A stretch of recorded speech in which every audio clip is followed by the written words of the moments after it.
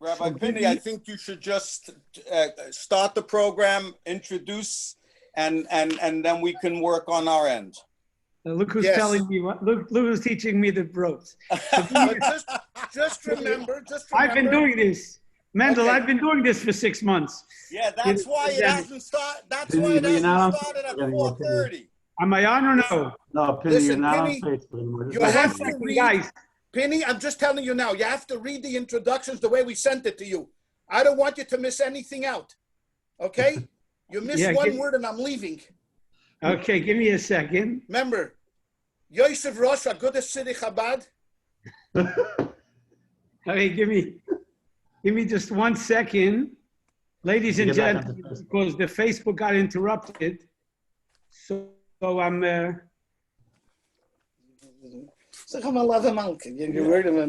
but that's not shouldn't be one. Shouldn't be a Malava Malka.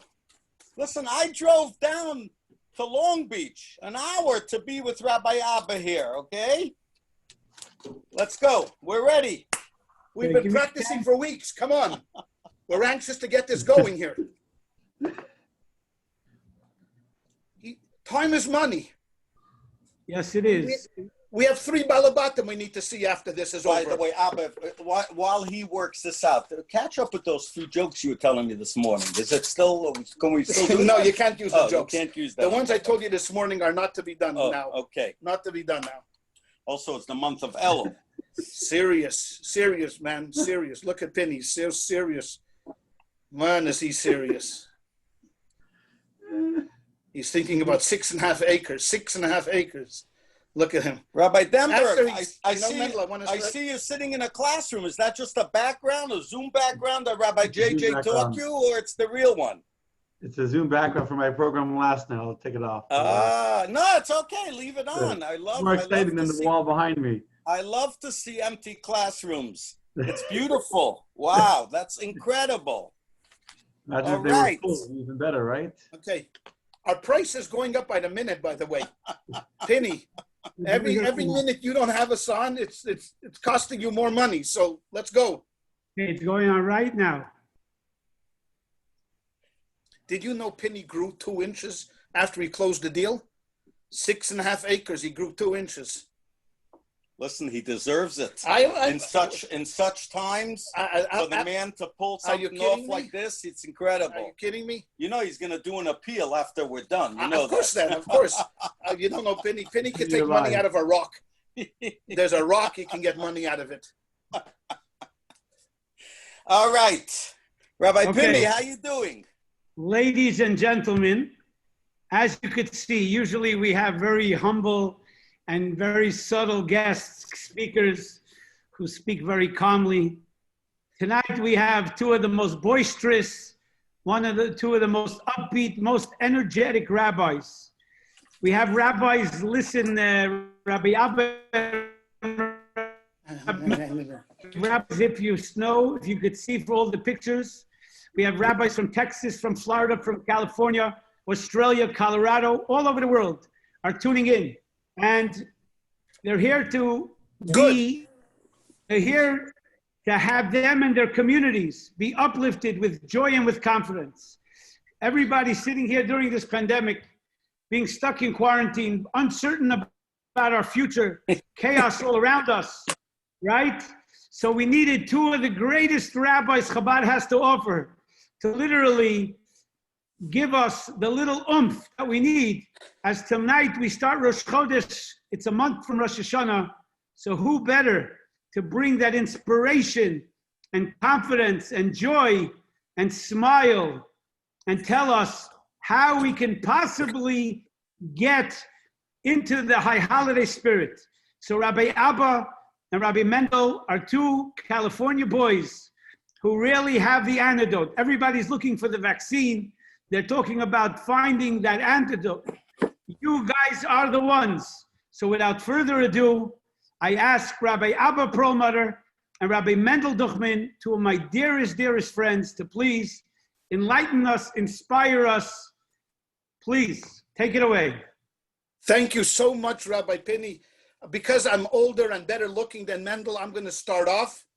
And I really thank you so much for that kind introduction, and especially true about all the rabbis that are, Mendel is trying some, all the rabbis that are tuning in. It's really an honor, puts us under tremendous pressure. But since I'm never going to be able to get the keynote at the Kinnis, so therefore I feel, at least now it's almost like the keynote at the Kinnis. And I have my dear friend Mendel here. We've both been quarantining, so you don't have to worry about the social distancing. We both are negative with antibodies. So we want to start off, and I'm looking at my friend Mendel, and I have to say, Mendel, you look a little nervous today. You look, why?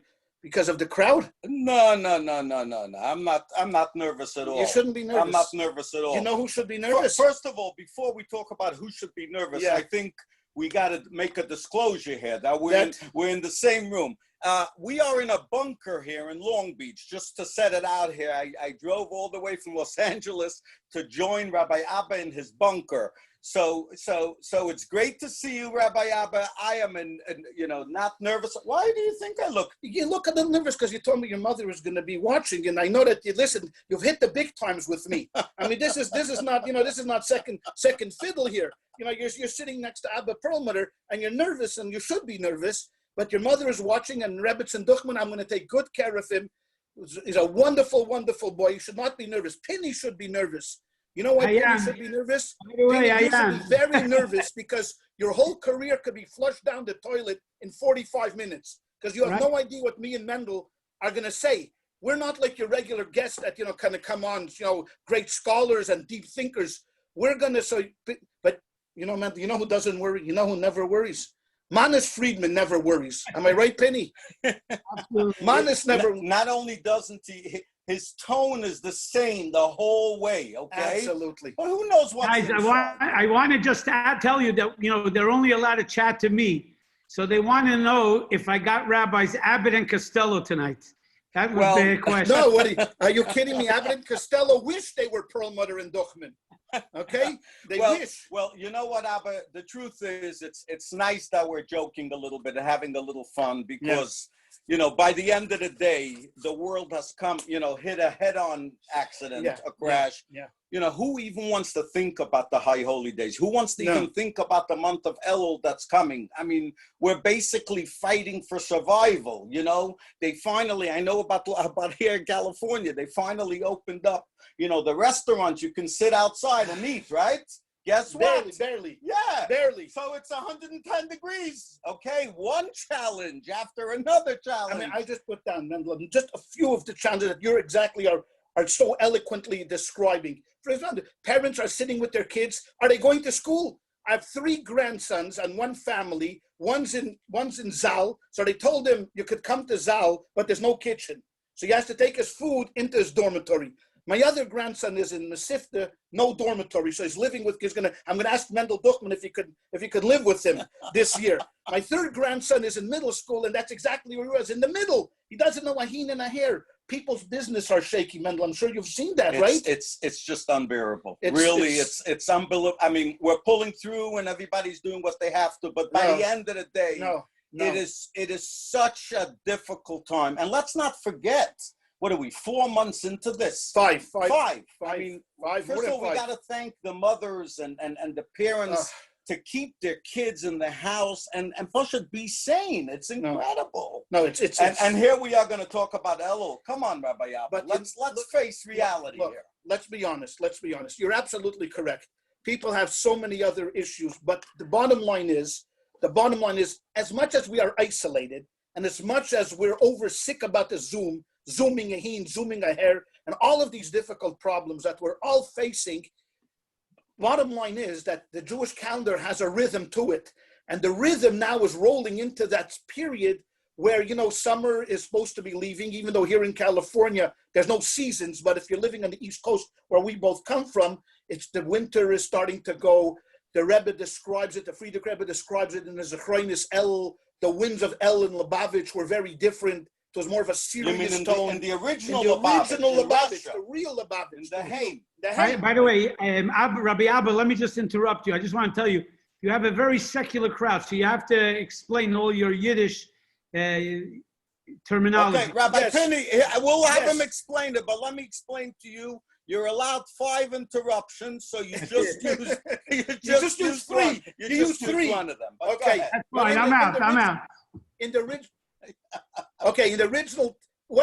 original town of Lubavitch, which was in Russia, they said, the Rebbe said that the winds of this month of El are blowing differently. It's a serious time. It's Rosh Hashanah, it's Yom Adin, it's the Day of Judgment, for all of us. I know growing up, and I'm going to ask you, Mendel, to talk about you. I grew up in Montreal with Pinny's father.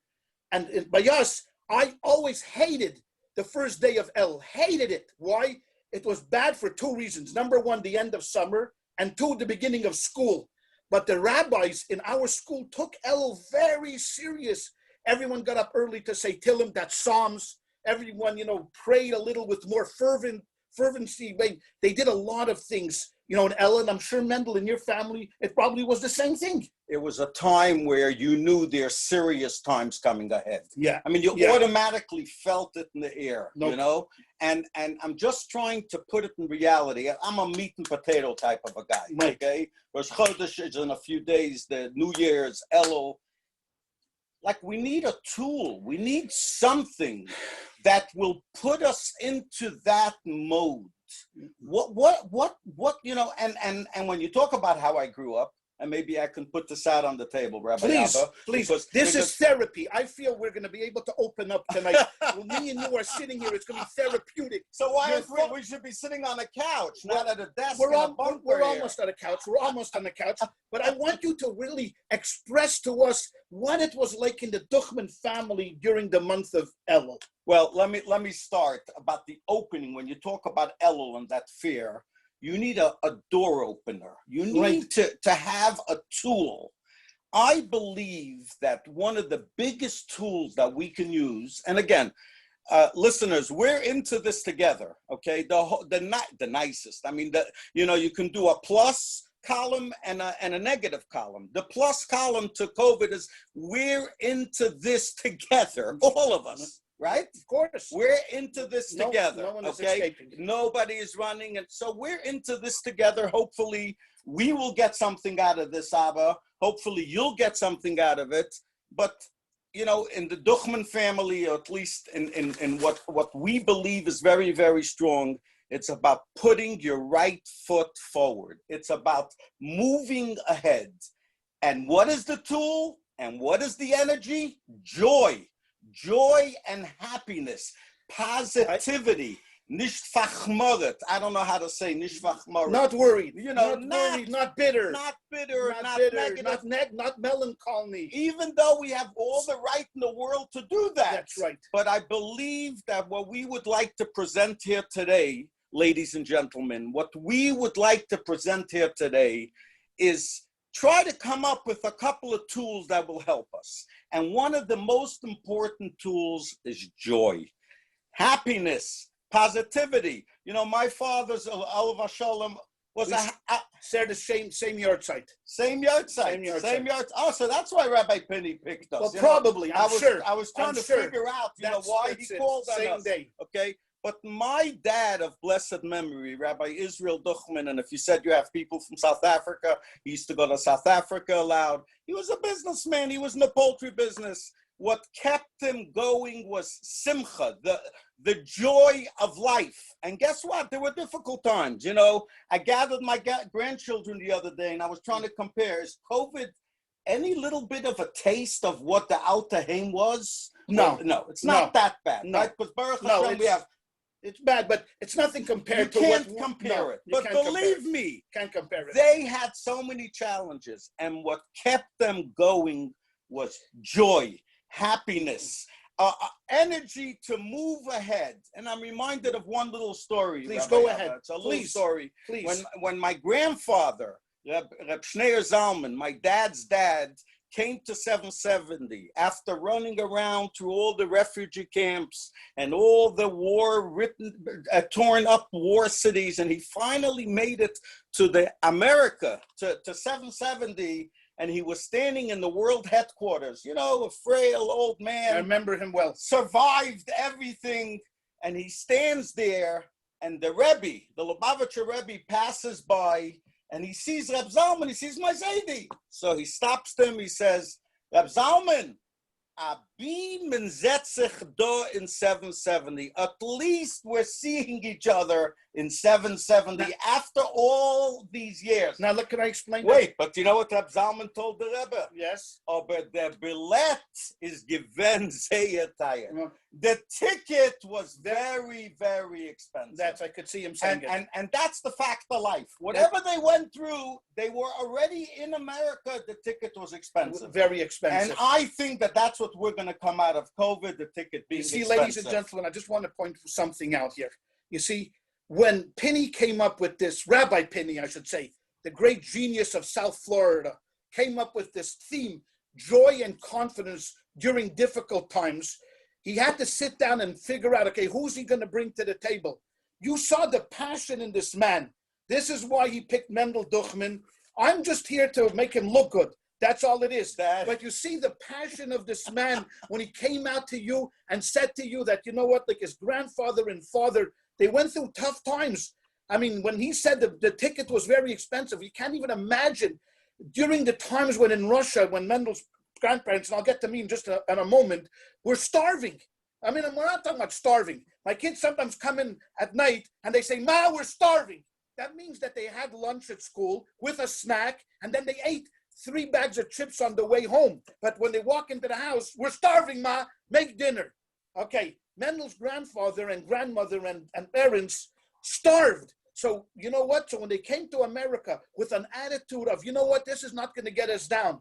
We are not going to allow ourselves to wallow in self-pity. We are going to come here. We're going to build a family. And believe me, the Duchman family, I have to tell you, it was a raucous, wild, fun guys over the top. And that's why Pinny got one of the two right. Me, on the other hand, I'm a completely very, very melancholy, quiet. I come from exactly the opposite family. My family is Holocaust survivors who, we were me, my sister, my parents, quiet. The telephone rang twice in a week. It was very busy. If it rang, and if it was a long distance call, we all got around and screamed in the phone, thinking that you have to shout if it's a long distance. But my mother, even though that she was liberated from Bergen-Belsen on April 15th, 1945, and she weighed about 85 pounds, had me and my sister, miracle children, and decided that her family was not going to wallow. She talked about the Holocaust all the time, but we were not going to wallow in self-pity. That's not going to happen here. My mother had a great sense of humor. She loved telling jokes. She loved hearing jokes. My father, not so much. 35 years, 4 jokes. So figure it out. He had a joke every 7 years or something like that. Abba, don't get lost, okay? Because you're married to Shimshon Stock's daughter. So my father, yeah, different. He was lively, but I grew up, and so the two of us know what it means to come from families that said to themselves early on that our children are going to be brought up with a mission in life, with a purpose in life, and a passion in life. You know, and even though my father was not a passionate man, he would never let us get down. He always said, you know, keep trucking. So that's why I think what we can add to the table in a small little measure, both me and Mendel, even though we come from different, I'm a Montrealer, Gagnosol, Montreal, numero uno, number one. This is a Parksville guy. We grew up in... Hey, no camping. No campers. By the way, these are the only 2 camps that didn't open this year. Yeah, okay? I understand that. We don't want to go. I get that. But I think that we can in our lives exemplify the fact that even though that we're going through tough times right now, and we are never, ever going to minimize your pain, that is outside of our purview. I mean, I could never say that even though you may not be suffering as much as the other guy, I will never judge you. We're not into judging. All we are saying here is very simply, Elul is a time of reflection. Elul has always been a time of taking inventory. In Hayom Yom, this is the book of the marching orders of the Rebbe that Lubavitcher Hasidim read every morning. It's called Today's Day. A couple of days ago, the marching orders were that when Elul, this month, comes in, one must be like a businessman and take inventory. Find out in the past year what worked, what didn't work, where you made strides, where you went backwards. This year, it's a brand new cheshbon nefesh. It's a brand new accounting system because it was a year like we've never experienced before in our lifetimes. But if we want to really focus in on something positive about today's day and something that we can share with you, it's that idea that joy and positivity and confidence, like Mendel said so beautifully, is going to get us. Now, I'm just going to open up the next section, then let Mendel tell a little bit. Just if you see, this is called the Tanya. This is the fundamental Bible of the Chassid. We're not quoting ourselves. We're going right to the source of the Alter Rebbe. In chapter 26, he says you get nothing done except when you have simcha and psichas halev, when you have joy and an open heart. Those are the two critical ingredients in your mission to make sure that this L, whatever is going to be on that bottom line with your receivables and your accountables and your whatever is going to payables, you are going to do this with an open heart and with joy. And as Mendel is going to tell us now, why should they do this with joy and simcha? So let's establish, okay, let's try to do this in a way that we can bring it to a head, so we walk out, we have an action item. Because by the end of the day, you know, it's about getting it done. It's about v'hamaisa hu'ika. We just don't want to have the session. I drove down to Long Beach. By the way, COVID, it must be lightening up because there was traffic coming. There was traffic? Yeah, where for the last 4 months. No, there was traffic because they're parked in front of me. They were following you. And that was the police. The police were following you. Okay. So those are the you know, we want to come out with some real positive tools. One of the tools is joy, to be happy. Now, could you buy happiness? Do you do happiness? A psychiatrist can tell you how to do it. I know it from very simple. Just be joyful. Lower your expectations a little bit. There's a Yiddish saying that says, zu Gott und zu Leid, for God and for people. Right. If everybody would turn down a little bit the volume, there's nothing we can do. You know, some people say it's political. Some people say they're looking for the vaccine. I don't even know if I'm coming or going. You know, the first very confusing. One thing about confusing. But you know, in the beginning of the COVID, we were all into this together. Everybody, it wasn't about anything else. We all felt sad, but we had like a blanket. We were tight. We were together.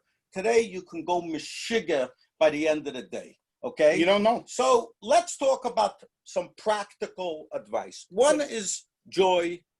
So gotten to light, lower that edge a little bit. Take the edge a little bit. You know, you're talking about my father. I want to tell you a typical story about my dad that I think would really relate to this story. Actually, John Wayne Airport, what is it? A half hour from here. Not far. You know, by the way, Long Beach is where Orange County got started. This is the stumping This is grounds. the mother grounds. The mother grounds. That's what it is. So this is about 40 years ago. My dad was coming to us with my mom. One of my children were born.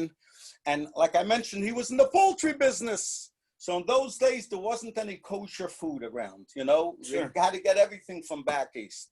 So my father being in the poultry business, they used to come in old crates. You may remember crates and those little, not the plastic closures. No. The metal closures. So he says, Mendel, I'm bringing you 2 cases of chicken for the celebration. I said, of course, yes, you know. Kidding. It's what a gift. And they were dead, not live chickens. I see the guy in Colorado was asking, live chickens? No, they were dead. So we're standing in John Wayne Airport. I'm excited that mom and dad are coming to me. And, you know, the suitcases come down. And then I say, what else is coming? He says, I have another big case of chickens.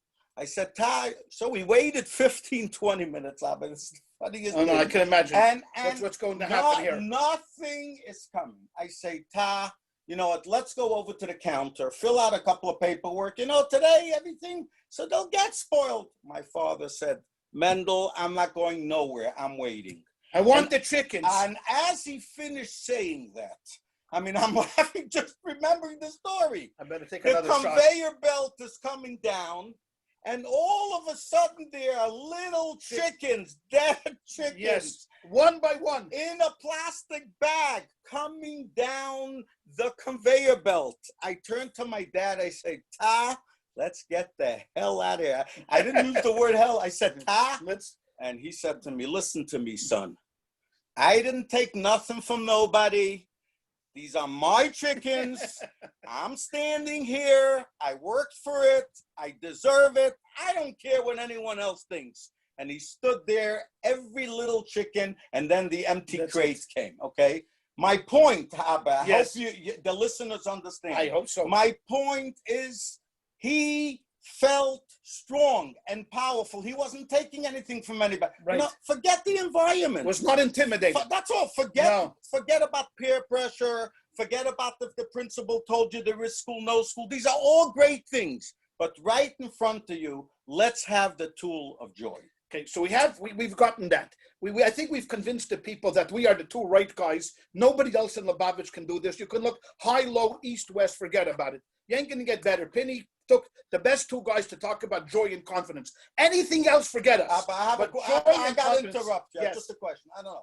Yeah. I have a job. I'm married. I mean, are you looking for a new job? I am. Maybe somebody out there has something for me. Who knows? You never know. Opportunities. You always have to look for opportunities. You never know. By the way, after tonight, you might have to be looking for a new job. Okay. Oh, you see, you look. Okay, I was going to say something, but I'm not going to say it because I have a lot of self-restraint and I'm a very disciplined person. So, and I love Pinny. But let's get on with the program here. So Pinny picked the two guys that are going to give you joy and confidence. As we mentioned before, Elul is a time of reflection and of taking stock of our inventory. Now, we know that, look, there's a lot of things that go on in our lives. In Judaism, there's really two tracks of service to the Almighty. One is a track that deals with Ben Adam Lamakim, between you and God, and there's many mitzvahs, commandments that deal with that track. For example, prayer, Shabbos, keeping kosher. We're not going to deal with that so much, because if you did something that you feel that somehow you slighted God or God slighted you, it's between you and God, and you can take care of that on your own. What our specialty is Ben Adam La Chaverei. It's between man and his friend. We are both what we would call people's persons. We like people. We get involved with people. We're not hermits in our home. We're both rabbis out there in the community. So our specialty really is bein adam lachaverei. What to do when it comes to taking inventory between you and fellow man. And now you have to sit down and say to yourself like this: I am now wanting one goal. I want to be blessed with a good year, Hashanah Tova. Everybody wants that. I want to be blessed with a good year. How are you going to describe to me what a good year means to you? So when they ask millennials, these are studies that are done. When they ask millennials, what does a good life encompass? You're 19, you're 20, 21. What is a good life? A majority will say two things: a great job that pays a lot of money and fame. Celebrity is amazing. How many people want to be famous? So these are the two most critical things that we want: money and we want fame.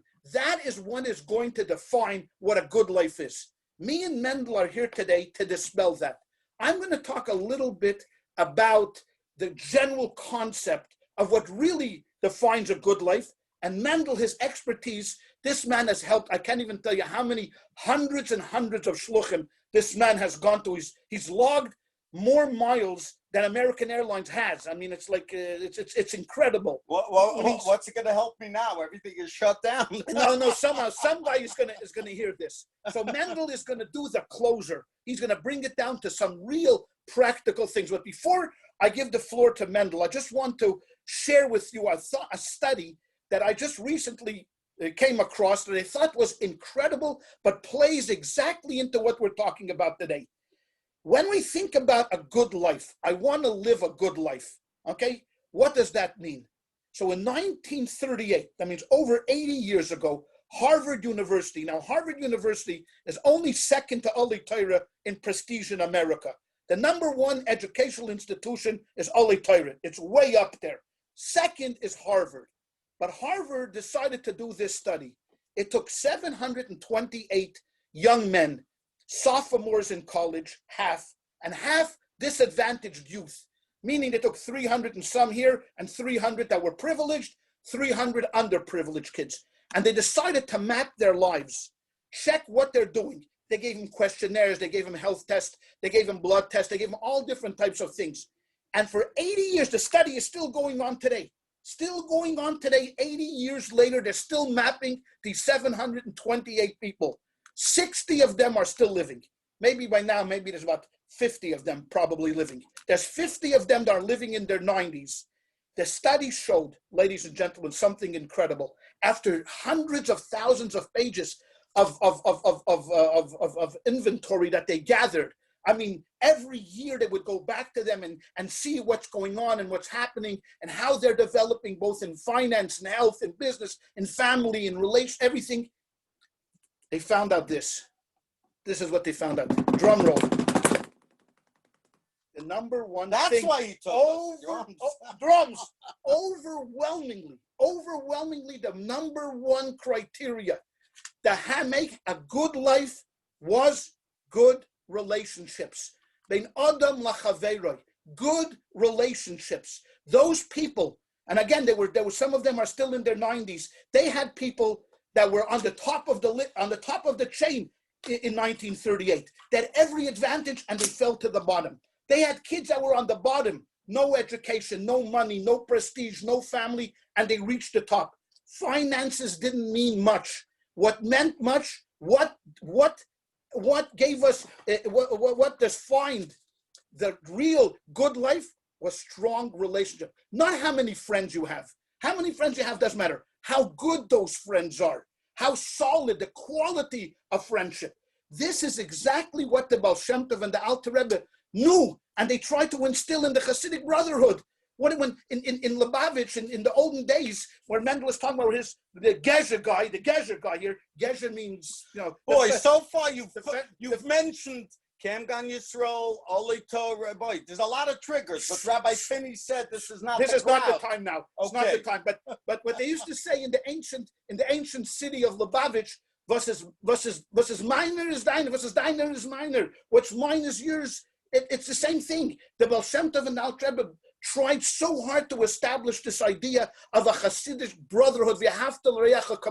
Love your friend as you would yourself. Now, what does that mean, ladies and gentlemen? I want you to ponder for a moment what this means. The Torah says, love your friend as yourself. So if I go and buy a blue shirt for myself, I need to buy a blue shirt for everybody on my block?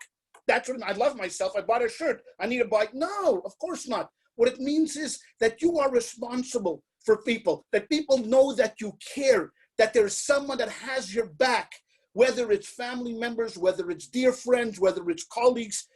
A killer is loneliness. Loneliness kills. So one of the things I think, and Mendel is going to take over just in a minute as I finish. Yeah, you're doing great. No. What's the practical tool? You're going to see. Mendel is going to give you the clothes. That's what I said. I'm setting him up to make him look good. His mother called me before. I didn't want to share with him, but his mother called me before and said, please make Mendel look good, please. He's my third son. I need him to look good. So I'm going to set him up where here, ladies and gentlemen, I'm talking in the general aspect of good relationships. Number one, buy yourself a friend. Find somebody. Strengthen an existing relationship. And if there's someone that you did wrong, or did someone wrong you, repair those relationships. But Mendel, I think you have really brought it down more tapara da placha. You've brought it down more where it's just not so much general, but go ahead, please. But I think, Rabbi Abba, what you said now is a very important part. So let's take out a message from that. Right. Because we're talking about socially being distanced, and you're bringing up the exact opposite. So here we go. Here. See this? Oh, okay. You see this? So what you're suggesting is that people call if they have someone who's lonely, a friend, family. You got phones, you got tweets, you got emails, you got text messages, you got a million different ways of communicating. The best is, of course, face to face. We can't do it now, so therefore do whatever you can. But if you strengthen your relationship in the month of El, if you could go into Rosh Hashanah and you could open up that siddur and say to yourself that you spend 30 days just working this, besides everything else, davening better, tzedakah more, learning better, everything that the Rebbe and the Rabbi wanted from us, I guarantee you are going to have a better life in the year 5781. I guarantee it. not because Abba Perelmuter said it, not because Mendel Duchman said it, because it's a proven fact promised to us by the Baal Shem Tov, the Alter Rebbe, and every other tzaddik that lived, and the Eibishter, that if you're good to God's children, if you care about God's children, God will care about you.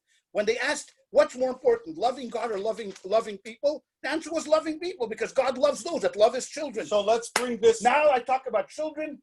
Let's bring this to a circle. Yes. So one suggestion before I get to my point that I think is another tool that we can speak about. Yes. What Rabbi Abba is suggesting is the Hamaisa Hua Iker, action. It's not a philosophy. The next 30 days, while we think if we're going to go to shul, whether we're going to be outdoors, whether we're going to be indoors, whether we're going to make a minyan in our backyard, whether we're just going to have the rabbi give us the sermon, whether we're going to put a mask on the end of the shofar. You know, people are busy. They're busy. There's things that are going on.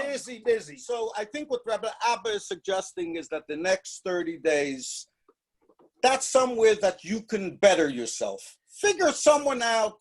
You know who it is. I mean, I just made a list of 1 or 2 people that I thought, just go ahead and pick up the phone and make contact with someone. I see already there are people doing it. You know, by the end. Look like Mendel. He's on the phone. I see already someone on the phone probably calling somebody. But Abba, he's calling in his pledge. You see that? You see that man never misses an opportunity. Listen for a second. So I think that is a tachlit. That is a hands-on a mission task that you can do. It may be the last thing on your mind, but it would be a great thing. And I think, first of all, I think psychologically they say that there's only one drawback to this, and I want you, Mendel, please, I want you to address this.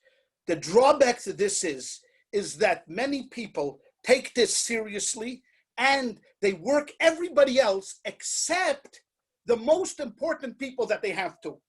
There's a famous story about 2 fish are swimming along, 2 little fish. An old fish swims by and says to the guys, "Hey, how's the water, boys?" They keep swimming. And then one guy turns to the other, one fish, and says, "What the hell is water?"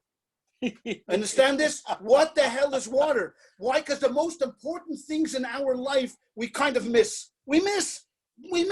So Mendel, who is an expert, and he's okay. Abba, give me a chance. Wait a second. Hold your horses for a second. You know, Rabbi, with all this, I think that you came up with an excellent action plan. Okay, action plan. And that, because I think gratitude will also go along with joy. But I want to say one thing. As we grow older, and we're sitting here together, Rabbi, I think we're just about the same age. I'm a little older. You're maybe a little, what's a few years between us? He still has some color. One thing I see, ladies and gentlemen, really, and first of all, thank you so much for tuning in and giving us a little bit of your time. There's so many Is Pinny still awake? There's so many Zooms and so much going on. So thank you so much for taking the time. We hope we lit a little fire in you. But I believe very strongly as we grow older, Abba, life doesn't stop. The life keeps on trucking. That's it. Tragedies, terrible tragedies. I mean, just think about when COVID first started. We'd go online every morning to see, we don't even want to go into it. Right. And we would think that life is coming to an end. We thought, when is, God forbid, who knows what. Right. But one thing we see, that life just keeps on trucking. It stops for nobody. It stops for nothing. So whether you like it or not, within 30 days from this weekend, Rosh Hashanah is coming. Whether you're going to be sitting under a palm tree, whether you're going to be sitting in someone's porch, the high holy days are coming. Now is the time. And the title is Low Holiday, High Holiday. There's no such thing as low holiday. No. You talked about before, what I see most through these glasses, ladies and gentlemen, and through my travels is immobilization. People get immobilized. Paralyzed. They're frozen. They have so much opportunity right in front of them. All they have to do is make a little move, but they're frozen. They go in circles. And guess what? That's what COVID did. If people are going in circles, but now they have a good reason why to go in circles. So, number one, break out of this immobilization. break out of this worry. You know what? Stop the worry. I said it to myself. I told my wife, I said, Rachel, Yom Tov is going to come and go. She's always, the older they get more religious. I don't know why is that, Abba. The women, they got more. It's closer to the big day. I don't know. But okay. I said, Rachel, this is going to be a spiritual Yom Tov, but we gotta lower our expectations. What did I just do? We gotta lower our expectations. Okay? Are we still here? Can you guys hear us? Yeah, but where's you have the camera? Press back Zoom. your camera. Okay. So I could, Abba, what do you have to touch? No, I drove down to Long Beach because you are the hottest thing on Facebook now. Yes, I am. Yes, I am. My dad, my daughter, and how many daughters you have? 2. I have 6. I should have done dad and his 6 daughters. You're the hottest item. I thought I'm coming to a studio. You hear, Rabbi Pinny? I thought I'm coming to a studio. I'm telling you, Biden's basement bunker is a suite compared to this. What are you talking about? You push is simplicity. You push the buttons. You take No. Anyway, someone had something nice to say with you. I wanted to see it. Oh, okay. It was about to say Mendel Duchman. Okay, stop it. Go home. I'm sorry. The bottom. So the bottom line is, it's not going to be a low holiday, ladies and gentlemen, and it's up to you to make it a high. Now, it may not be as high as every single year, and that's what I propose. I propose you lower your expectations a little bit. You take off the edge. Right. You sit with your kids. You spoke about relationship. Let me talk about the kids. Go, please. First of all, my heart goes out for my 7 children. I watched them as COVID unfolded. The creativity that they did, Abba, in their home, that was pure the shutdown, okay? Couldn't do a thing. Nothing. What they did with their charts and their contests and everything, I think because the apple doesn't fall too far from the tree. Yes. So they were a little bit creative, but I want to thank all the mothers out there, literally all the parents out there. We've survived it. Life is going to continue. First COVID hit. We said Pesach is never going to happen, okay? Pesach was I don't know about you. It's the first time in 40 years I had a private Seder. It was me and my wife, a round table, some matzah, some wine. It was romantic. It was beautiful. You didn't have that, Abba? Well, we had our family, yeah. It was. You want the family? Our kids came to the window. I'll tell you what, because we quarantined. We quarantined before Pesach. We quarantined because Mendel was able. I was going to hang myself without my family. So Pesach came and went. Yes, it did. Then came Shavuot. Came and went. Then came camp. What are we going to do with camp? Some activists, some camp stood up. They moved to Philadelphia. I've been there. I've watched them. They saved thousands and thousands of lives. They gave them greenery. They gave them space. In Pennsylvania? Yes. Pennsylvania. And Georgia. And everywhere. Georgia. Okay. What I'm saying is those were opportunists. Yes. I'm turning to this crowd and I'm saying they have to find an opportunity. Life is going to continue. Right, you can sit and kvetch, lay on the floor. And you know who cares? You know who cares? When you kvetch, 2 people. You know who? No and Buddy. Nobody. You know, sit and kvetch. Nobody cares. I don't know. Listen to him. Du kennst klappen Koppenwand. You ever said it? Geh klapp Koppenwand. Don't knock your head. You have a choice. You have a choice to sit and be bored, be upset, or let your natural personality come out. Think of something Or if positive. it's not your natural personality, buy one. And that's all, work on it. Buy one. You have the power to turn around. You know, I'm reminded, and it wasn't me, it was a Catholic stewardess who has taught me this most tremendous lesson. You may have seen it when our relative, Rabashkin was released from prison. Mm-hmm. I happened to be flying airborne. Yes. And I went online and I saw the news and I thought maybe, it was photo shoot, but then I found out it was true. So I stood up. So help me God, my dear friends. I stood up. I walked over to the flight attendant. I said, you have 2 choices. You either give me a spot that I can start dancing, or I'm going to make tumble sauces across the whole aisle. Because I cried for 8 years. Now we need equal rights. Now I got to bring joy.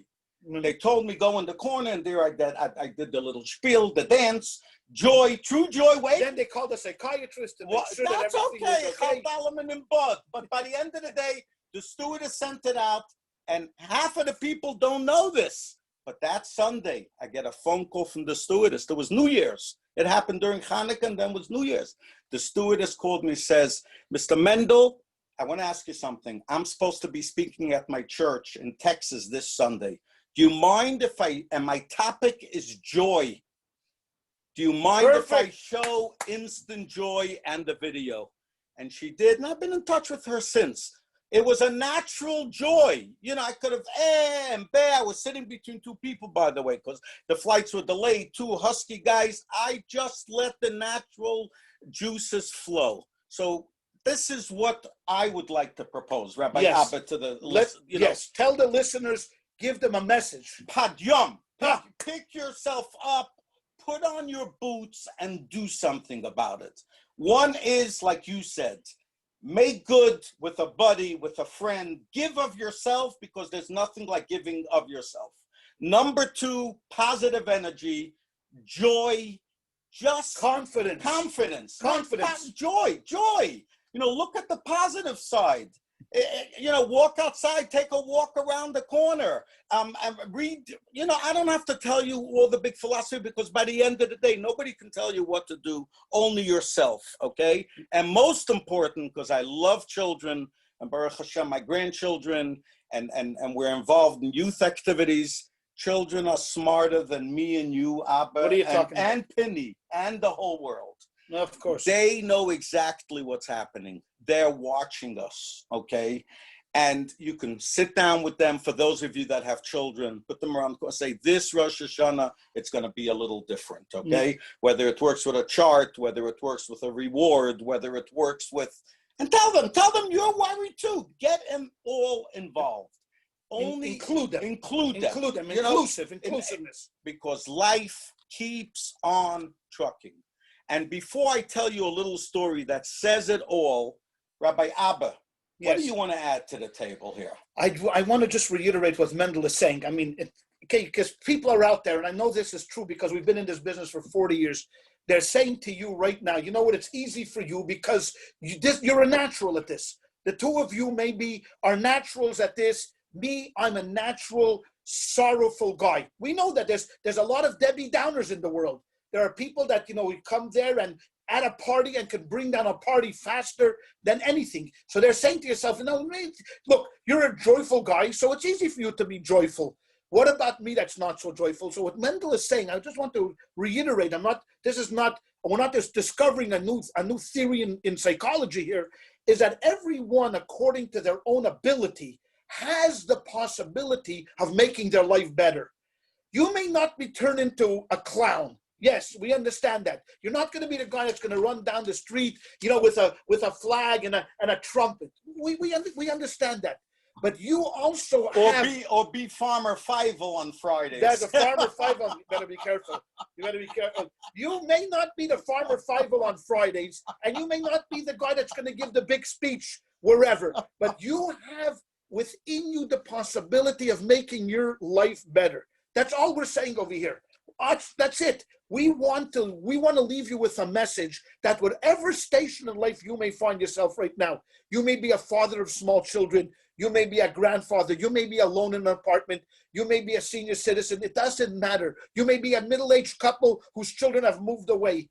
Regardless, Rosh Hashanah is coming and Rosh Hashanah is going to go. And like Mendel said, life moves on. It waits for nobody. You can cry and you can stomp, but you'll never bring back a second. Can't be to join them. Might as well get onto the wagon. Exactly. So you can do it, but there's one criteria here. You have to make that decision. God will give you opportunities. Just like Mendel said, we have now an opportunity. It came through the back door. It wasn't an opportunity we asked for, but it's still an opportunity. You have to be conscious enough to take advantage of that opportunity. Imagine if in the early 80s you were sitting next to Bill Gates on a park bench in Seattle, and he's telling you about a little company he's building, and you would say, you know, it's not for me, technology. Today, you know what you would be doing? You'd be sitting and crying about the opportunity missed. Here is an opportunity to make a difference in your life and in your family's life. But God has told us over and over again in the Torah, in the Talmud, he is not going to force you. He will bring you to the water, but to bend down and drink, that's you. That you have to do. No one is able. You can have the most inspirational rabbi. You can have the greatest leader of all times. Moshe Rabbeinu himself could come, but only you could make that decision. You have to say to yourself, I am now going to do it. I'm going to get off the sofa, the proverbial sofa. You don't have to get off the sofa, the proverbial sofa, and do what I have to do to better my life. And we just gave a few small little tidbits: joy, confidence, positive energy, lower the expectations, lower down a little bit, bring it down, cook the gefilte fish together with the kids, Exactly. There's so many things you can do today. There's so many things you can do, but the one thing you can do is do nothing, because if you do nothing, then you have no right to complain. No, zero right to complain and say, woe is unto me. Yes, again, we're not judging anybody, and we will never judge anybody. But everyone could move a millimeter. Everyone could move a centimeter. Everyone could keep moving. Motion creates emotion. You keep moving, emotion will start building. I want to share, Abba. You're verbalizing this. You're crystallizing this, and probably it's so much easier to say it and than to hear it. But that's the bottom line. But that's what it is. Yom Tov is coming, whether we like it or not. But I want to share with you a small story that really hits home. And thank God I have the tremendous merit of traveling with shluchim and helping them in small communities, in community building and in fundraising and things like that. Just about 2 years ago this time, I get a call from a Chabad rabbi, one of the lamplighters of World Jewry. I can just imagine, we're getting a little taste of COVID. They have this, especially in the smaller towns, that's how they operate. Challenges is that's every day. So I get a phone call and says, Mendel, I need you to help me. I have one of my better donors, a partner of ours, but he never wants to come to shul on Yom Kippur. He doesn't want to come to shul. Maybe, maybe he should have called Rabbi Abba, but he called me. Yeah. Okay. So it was really in a very remote area. And I got onto one plane and then to another plane and then to a third plane. And a boat. We finally made it to this little spot.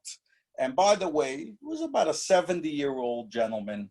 He was a yeshiva bacher from Brooklyn. Well, many years, that explains it. And he gave it all away, and we come into this mansion, and I'm going to cut the story a little shorter because we're running out of time. The hour is almost up, it's 1 second. It's Pinny, wait. How much longer do we have? We have a couple of minutes, but I want to have 1 minute with you so finish your story, Rabbi. Okay, very quickly. I'll do the cut version. You don't mess with my fearless leader. No. I call Rabbi Pinny my fearless leader. Yes. Not it's not his size because he's a little smaller now. It's just his whole metzias. Anyway, to make a long story short, I told the rabbi, you know what? I'm not magic. I'll come. He says, come. Anyway, we come into his mansion. We go down. I right away realized that this is a man of means, okay? And we come into the room, and he comes out with little shorts and long hair, and he says, Rabbi, I'm always happy to see you. What are you coming for today? And I'm looking at the rabbi's looking at me, and this gentleman says to the rabbi, the rule in this house. We're going to play a little pool. Whoever wins gets the question, and if I win, I can say no, and if I win, I say yes. Anyway, the game goes on. We lose. No, he wins. Shocking. Woodburn. Shocking. Woodburn. You don't know. Anyway, I know. We lose. We lose. Okay, my heart is clapping. I traveled one day. I'm about to ask. I'm probably going to get a no. Anyway, okay, go ahead. So he turns to the rabbi. He says, so what can I do for you today? He says, listen, I brought a rabbi. He has something to ask you. He and I spoke about the upcoming Yom Kippur, and he wants to, So I said to him, you know what? The rabbi very much wants you to come to shul on Yom Kippur. You thank God you're a big supporter of the program here at the Chabad, but he wants you to come to the service, and you never were able to come. So he says, you know what? I don't know that I can, I'm not really, really interested. There I'm standing. What is going to be my rebuttal? So help me God, ladies and gentlemen. And that's why I believe so strongly in joy. I didn't know what to do. I called over this gentleman. I called the rabbi. We made a circle and we started to sing. Oh, say shalom bimro. Literally, that's what we did. And then he had them arrested. We didn't know, chas v'shalom. And he stopped and he looked at us. He took off his sunglasses, which, by the way, was one of the rules that if he doesn't take off his sunglasses, you stand no chance to communicating with him. And he says, you know what? On two conditions. One, I'm going to drive to shul. Number two, I don't want to hear from nobody. I don't want nobody to know. I'm going to leave right after. Anyway, a deal was a deal. Right after Yom Kippur, I called the rabbi. I couldn't wait to hear the answer. He says, Mendel, you wouldn't believe it. Came. He says, I have good news and I have better news. The good news is he taka came. The better news is he stayed. He stayed till after the Ila. And you know why? From a little dance, from a little joy, from a little get together and unvad and warm up. So in closing, before we give the microphone to Rabbi Pinny, I personally want to thank you for listening in. We wish your families health and gesund. And let's take a hope. Let's pray that this thing will boom. It'll just disappear. And we won't have to worry about high holy days because the Yom Tovim, the holidays are going to be together, each and every one of us in Jerusalem. What do you think? I am so inspired coming over here today. I can't tell you, ladies and gentlemen, just today, 3:30, an hour before we went on, because we're here in California, I was so down and depressed because, you know what, I didn't have anything to look forward to. And sitting here with an hour with my dear friend, Rabbi Mendel, I am so inspired to do something. I don't know what I'm going to do next. So, ladies and gentlemen, we want to wish you both, from myself and Mendel, from our families, a sweet and healthy and happy New Year. To best to all of us. Believe me, this year's judgment is going to be different than any year's judgment. God is going to have to cut us a lot of slack for what we're going through right now. But regardless, thank you so much for listening to us. We hope that we were able to impart with you just something, just a little bit of a message. And thank you so much. Pinny, it's all yours, baby. Okay, don't go away so fast. I have a couple of things to say. First of all, thank you both, Rabbi Abba and Rabbi Mendel. Thank you so much. You truly inspired. Your energy was lived up to the billing. And I want to say, you know, you're both my mentors. I call you all the time for advice and for motivation. And tonight I know you motivated so many. So first of all, you know, every year we do a special program for the high holidays at a hotel or resort. And we were debating to do it or not. But then after talking to you, I decided, you know what, we got to go for it. And today we announced that we're going to be doing the Rosh Hashanah, Yom Kippur, and Sukkot at the beautiful JW Marriott in the Turnberry. So if you want to have a real joyous holiday, go to kosherholidayresort.com. I want to say two things, if I may. And this is one second. You have our date of birth for the tickets? Yeah. Don't worry, Mendel, it's there. But let me explain. It's on the way. It's on the way. It's in the mail. No, but I want to say, first of all, you kept on mentioning, and I don't think the people really understand.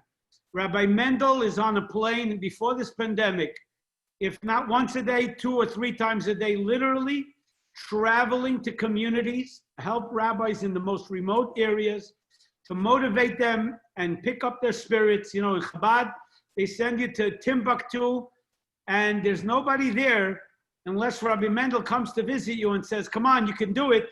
And I really thank you, Rabbi Mendel, for all the time. I can tell you one time, Rosh Hashanah were going wrong with the hotel, and he knows what I'm talking about. And Rabbi Mendel literally single-handedly picked us up. And Rabbi Abba, I want to say something, share something with you that you inspired me, and I thought you were going to touch upon it tonight. So if you want, I'm going to lead you to the water, and then you could take it from there. But Rosh Hashanah is a month away. It's literally us going into a meeting with God, whether you're going to be stuck at home in quarantine, or you're going to go to your local synagogue, or you're going to really go for it all and come join us at the resort. But basically, Rosh Hashanah and Yom Kippur is you going into a business meeting with God and asking him to inscribe you for a good year. This year has not been a good year for the world. I mean, there's many positives that we take out of it, but it wasn't the year we expected. Some people financially, some people were taking, had to be quarantined away from their family. Like Rabbi Mendel said, his family had to come for Passover through a window and say hello. And it's basically Rosh Hashanah and Yom Kippur is your encounter with God, asking him for a meeting. And I remember once talking to you and you told me, Rabbi, you never are successful in a meeting if you don't walk in there with that joy and confidence. So I want you to just do, Rabbi Abba, tell them a little bit more to ensure that every person, when they go and opened up their book for Rosh Hashanah and ask God for that good, to be inscribed and sealed for that good year, what they have to do to make sure that they are successful in their pleas to God. Listen, I mean, there's no secret. There's no secret. This is like everything else. This is a sales job. You're going to go in there. You have to put your best foot forward. Imagine if you were actually going into God on a one-on-one meeting. You're going to have to go in there and sell yourself. What happens is, naturally, we sell ourselves short. There's a famous story of this Russian soldier that saves the Tsar's life. Could you imagine that? An opportunity of a lifetime. The Tsar was drowning. Now, the Tsar is not a political leader like we have in America today. The Tsar in Russia had your life in his hands. He was the absolute leader of all. Here's this soldier, a simple guy, sees the Tsar drowning, he rescues him. The Tsar is so thankful. He presents a big banquet. At the banquet are sitting all the ministers, the generals. In the middle of the banquet, the Tsar gets up and says, Ivan, come here. So the soldier gets up, humbly comes up to the Tsar and says, Ivan, you saved my life, and I want to give you anything you want. What do you want? So Ivan says, you know what I really want, Tsar? My mattress is really hard. I would like a softer mattress. Shmo! Are you serious? You're serious? That's what you want? The Tsar is standing in front of you. He's asking you what you want. And Ivan, the dummy, literally a dummy, says to the Tsar he wants a softer mattress. That's what we do. We walk into God and we think to ourselves, you know what? I'm not going to go for the gold. Why should I go for the gold? I mean, this is God. Who am I? I'm a humble guy. So I ask for a softer toothbrush. So I come in there, I ask God, please, you know what you can do for me this year? Give me a softer toothbrush. You know what, God? I don't like my towel is a little torn. Get me a better towel. Why? Walk into, when you are there with him, after you've done your homework for the past 30 days and have done what myself and Mendel have made us small suggestions, you have all the tools to make a successful sale. And you got to walk in there and demand of him and say to him that, hey, you know what? We deserve this. We deserve this. And no sales has ever been closed if someone walks in here and is mumbling and is stumbling away. You got to walk in. Stand tall. You got to walk in. I know that for many times you could take guys who could hardly speak English. Well, we have friends who are from the Satmar Hasidim who hardly speak a word of English and walk into Walmart in Arkansas. And they walk into a meeting and half of their words are in Yiddish and they have no idea and they're selling jewelry and these Midwesterns have no idea and they get the sale done. Why?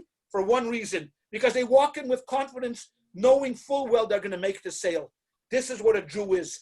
God sits at his desk, the proverbial, I mean, there's anthropomorphic thoughts here, but God is sitting at his desk and you're walking in. He's expecting you to come in there and put your best foot forward and he wants to grant you. He wants to do it. He's a good God and he wants to grant you. So you walk in there and ask him for a better toothbrush.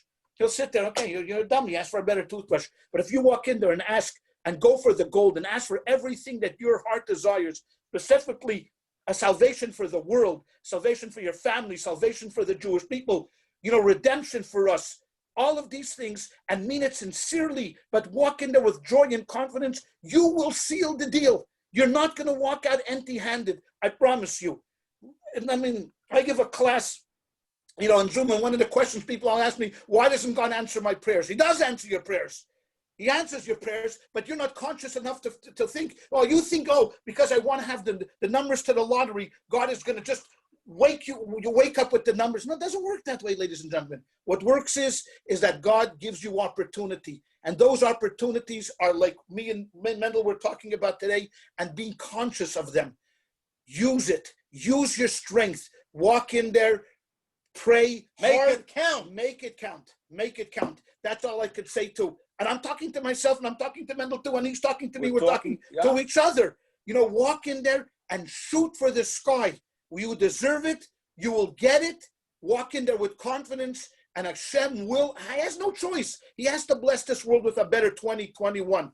5781 cannot be 5780. It just can't. I mean, forget about it. It's got to be better. But what he wants to see, he doesn't want it to be bread of idleness. He doesn't want it to be, he wants us to earn it. So walk in there and say, I did my job for 30 days. I prepared.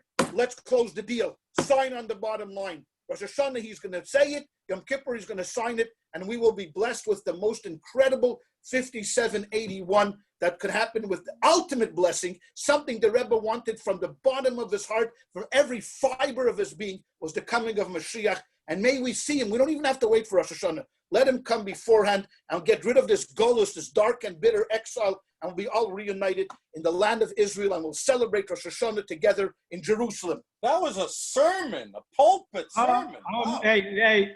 Rabbi, right. Thank you. Abba, magnificent, fabulous, inspiring, entertaining. I'm inspired by this guy. Motivational. You guys were amazing. I thank you so much for being here. I thank for all our listeners here on Zoom. We want to know how we did compared to your other speakers. I'm going to tell you, the statistics are going to be posted. I want to know, especially 3 guys who I want to know exactly. I'll call you later. I want to know. Yeah. Rabbi Pinny, Penny, thank you so much. Thank you so much for having us. Thank it you, took everybody. 5 months, but Rabbi Tenenhaus from Hallandale finally joined one of my classes. So How many years? How many years did it take? he still hasn't come seen my new place, but he's on the. Penny, how long are you in Florida? It's 29 years almost. Okay, so it's the first time in 29 years he joined a class of yours. Exactly. So anyhow, let me just welcome. First of all, I want to give a congratulations, Gary Solomon, who finished Tractate Baba Metzia. Rabbi Zalman and Hindel Levitin, thank you for bringing your community, the town of Palm Beach. I told you, Rabbi Zakon was on. We had Rabbi Frankfurter, Rabbi Shimon Andruzier, Rabbi Koppel, Silverberg, Rabbi Yankee Denberg is my co-host. Thank you so much. Rabbi Yossi Reichik from West Boynton, Rabbi Tenenhaus and whole Chabad of South Broward. Thank you for joining. By the way, Rabbi Pinny, I was in Palm Beach with Rabbi Levitin. It's incredible. This is incredible. Doing good work, huh? It's incredible what you guys are doing in the forefront. Literally, the Rabbi changed literally the landscape of world Jewry. Anyway, I gotta head out, so I want to thank you. Thank you so much. And I want to tell you, Rabbi Mendel, we have a very special surprise for next week. Stay tuned. So God willing. Remember, it's the month of Elul. I hope you'll follow all of the directives, the worthy advice that Rabbi Abba and Rabbi Mendel gave. And we'll see you next week, Wednesday night at 7:30. Actually, Friday. Special. No, listen. We're going. Friday, there's a special session at 12 o'clock with Rabbi Moshe Brisky. You'll say... A fellow Californian. No, but it's in honor of one of our locals who's been on a ventilator for almost 2 months. He is very funny, Moshe Brisky. He's very funny. Anyhow. See you later. Thanks a lot, guys. Bye. Bye-bye.